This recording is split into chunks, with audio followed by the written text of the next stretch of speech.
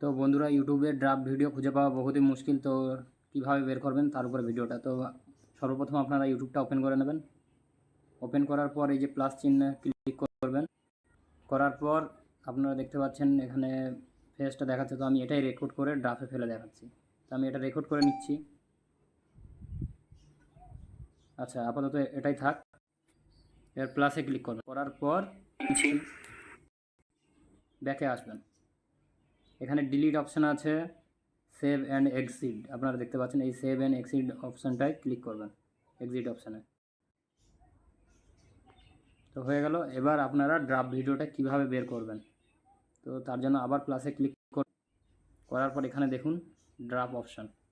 তো ওটায় ক্লিক করলে আপনার যত ভিডিও ড্রাফটে আছে এখানে দেখা যাবে। তো ইউটিউবে ড্রাফট ভিডিও কীভাবে দেখবেন আপনারা জেনে গেলেন। তো ভিডিওটা ভালো লাগলে লাইক, কমেন্ট, শেয়ার এবং সাবস্ক্রাইব করবেন। নমস্কার।